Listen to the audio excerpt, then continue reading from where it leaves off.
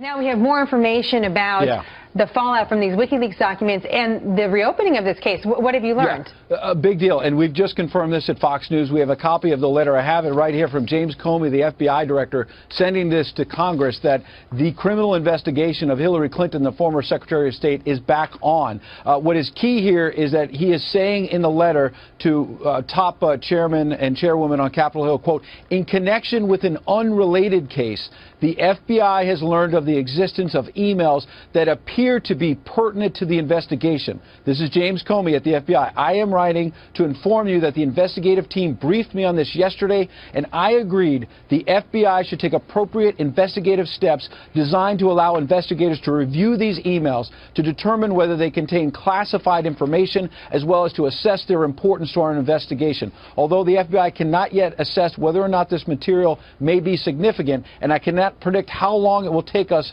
to complete this additional work, I believe it is important to update your committees about our efforts in light of my previous testimony. A couple of things going on here. Obviously, number one, James Comey may be trying to cover his back a bit here. He is under intense pressure from various members of Congress, people in the public saying, what in the world happened with this investigation, as more and more emails and questions spill out, number one. Number two, what is the fallout for Hillary Clinton? I mean, when James Comey, the director of the FBI, says, I don't know how long this will take to clear all of this up, does that mean it's going to be done in a week and there'll be good news for Hillary Clinton, or bad news 3 days or so before the election? Or will he hold this over past the election as they go through this? If Hillary Clinton is then elected president, I use the word if, she would immediately be under a cloud yet again as president-elect.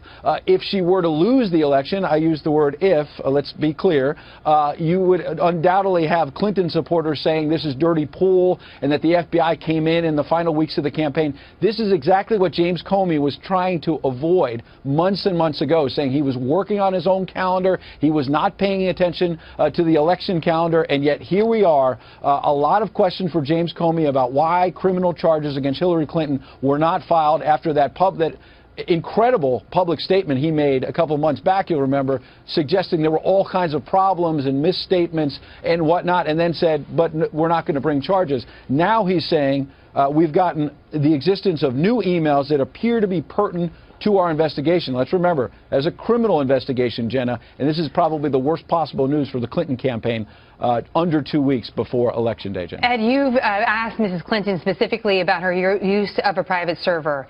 And one of the things that the Clinton camp has said repeatedly during the time that the FBI investigation was ongoing is that the candidate herself was not under investigation. And it was a matter of semantics. Yes. So based on the news as it breaks now, are we in a period where a candidate for president is under investigation now by the FBI? Yeah, it's hard to read it any other way. I mean, I think you're absolutely right to caution that James Comey is saying, maybe a key line here in fairness to Secretary Clinton, quote, although the FBI cannot yet assess whether or not this material may be significant, and I cannot predict how long, we're looking at it. The bottom line is, as Jason Chaffetz first disclosed, Republican on Capitol Hill, this investigation is back on in some form. And I was smiling as you were talking about how they said, the Clinton campaign, oh, she wasn't under investigation. Let's be clear about the facts. You're absolutely right to point to that. The Clinton campaign told us for the longest time in 2015, this is just a security review by the FBI. It is not, they kept pushing back on us. It's not a criminal investigation.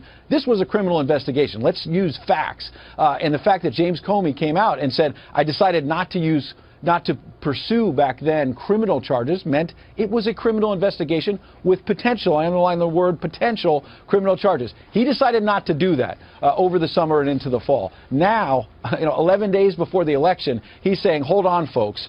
We are reopening this. We are taking another look at it. And obviously, we're all now going to try to figure out what is the existence of emails that appear to be pertinent to the investigation. We've been digging through, as you know, all of these WikiLeaks documents. Has there been new information there that raises eyebrows and questions about the Clinton camp and their handling of the email scandal? Certainly. But I have not seen in the WikiLeaks digging new emails that show there's classified information that they didn't disclose previously. But he specifically talks about that, Director Comey, I agree that the FBI should take appropriate investigative steps designed to allow investigators to review these new emails to determine whether they contain classified information. I think it's also that word, whether they contain classified information, as well as assess their importance. So my point is, did someone else come forward, a whistleblower or someone, and say, wait a second, either within the FBI or somewhere else, we found some more emails?